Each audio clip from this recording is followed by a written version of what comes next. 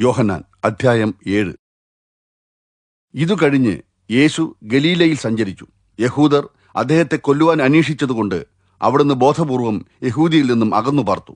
എന്നാൽ യഹൂദരുടെ കൂടാരപ്പെരുന്നാൾ സമീപിച്ചപ്പോൾ യേശുവിന്റെ സഹോദരന്മാർ അദ്ദേഹത്തോട്, താങ്കൾ ഇവിടം വിട്ട് യഹൂദിയിലേക്ക് പോകണം. താങ്കൾ പ്രവർത്തിക്കുന്ന അത്ഭുതങ്ങൾ ശിഷ്യന്മാർ കാണട്ടെ. പൊതുജനമധ്യേ പ്രസിദ്ധി ആഗ്രഹിക്കുന്ന ആരും രഹസ്യമായി ഒന്നും പ്രവർത്തിക്കുന്നില്ലല്ലോ.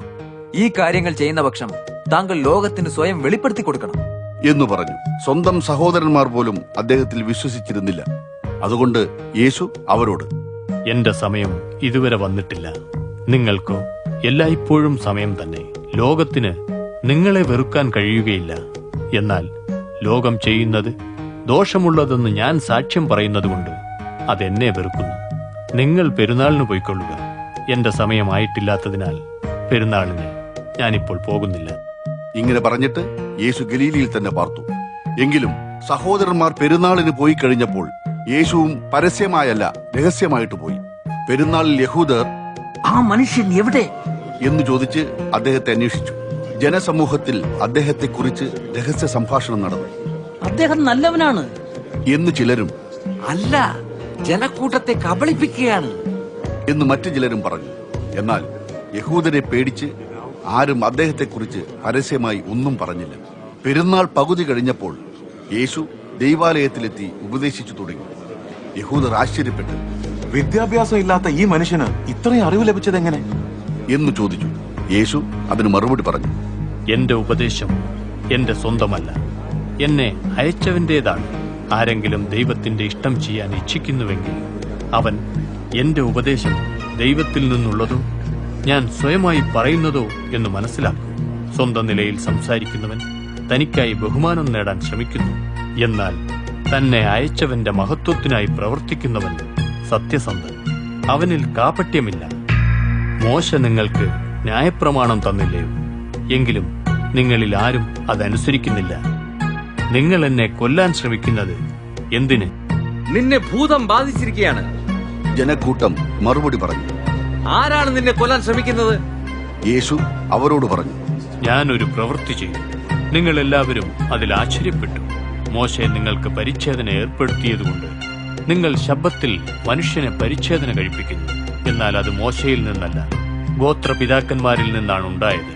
ശബ്ബത്തിൽ പരിച്ഛേദന നടത്തുന്നതുകൊണ്ട് മോശയുടെ ന്യായപ്രമാണം ലംഘിക്കപ്പെടുന്നില്ലെങ്കിൽ ശബ്ബത്തിൽ ഒരു മനുഷ്യന് പൂർണ്ണമായ സൗഖ്യം നൽകിയതിന് നിങ്ങൾ എന്നോട് കോപിക്കുന്നതെന്തിന്?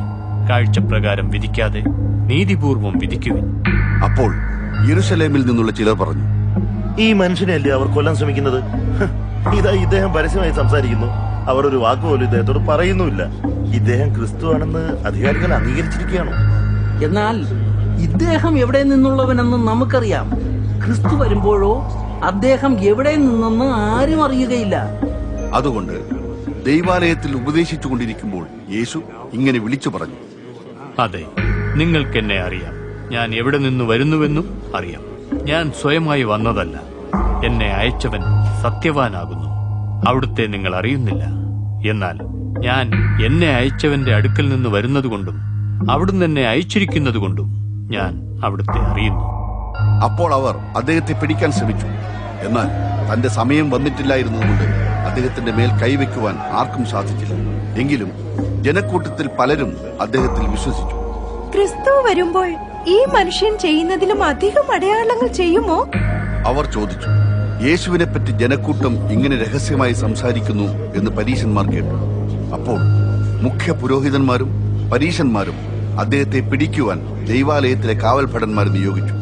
യേശു പറഞ്ഞു, ഞാൻ ഇനി അല്പകാലം മാത്രമേ നിങ്ങളോടുകൂടെ ഉണ്ടായിരിക്കുകയുള്ളൂ. പിന്നീട് എന്നെ അയച്ചവന്റെ അടുത്തേക്ക് പോകും. നിങ്ങൾ എന്നെ അന്വേഷിക്കും, എന്നാൽ കണ്ടെത്തുകയില്ല. ഞാൻ എവിടെയായിരിക്കുമോ അവിടെ നിങ്ങൾക്ക് വന്നെത്തുവാൻ സാധ്യമല്ല. യഹൂദർ അന്യോന്യം പറഞ്ഞു, നമുക്ക് കണ്ടെത്താൻ സാധിക്കാത്ത വിധം എവിടേക്കാണ് ഇദ്ദേഹം പോകാൻ ഉദ്ദേശിക്കുന്നത്?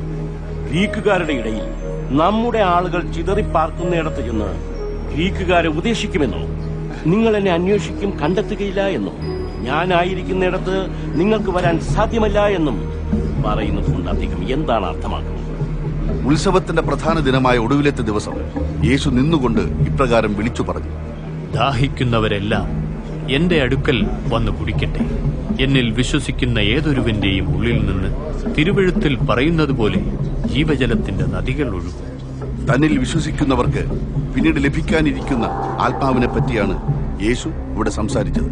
യേശു തേജസ്കരിക്കപ്പെട്ടിട്ടില്ലായിരുന്നതുകൊണ്ട് അതുവരെയും ആത്മാവ് വന്നിരുന്നില്ല. അദ്ദേഹത്തിന്റെ ഈ വാക്കുകൾ കേട്ടിട്ട് ജനങ്ങളിൽ ചിലർ തീർച്ചയായും ഈ മനുഷ്യൻ ആ പ്രവാചകൻ തന്നെ എന്നു പറഞ്ഞു. ഇദ്ദേഹം ക്രിസ്തുവാകുന്നു എന്ന് മറ്റു ചിലർ പറഞ്ഞു. എന്നാൽ വേറെ ചിലരാകട്ടെ, ക്രിസ്തു ഗലീലയിൽ നിന്നോ വരുന്നത്? ദാവീദിന്റെ വംശത്തിൽ നിന്നും ദാവീദിന്റെ പട്ടണമായ ബേത്ലഹേമിൽ നിന്നും വരുമെന്നല്ലേ തിരുവെഴുത്ത് പറയുന്നത് എന്നു ചോദിച്ചു. അങ്ങനെ യേശുവിനെ ചൊല്ലി ജനങ്ങൾക്കിടയിൽ ഭിന്നതയുണ്ടായി. ചിലർ അദ്ദേഹത്തെ പിടികൂടാൻ ആഗ്രഹിച്ചു. എന്നാൽ ആരും അദ്ദേഹത്തിന്റെ മേൽ കൈവച്ചില്ല.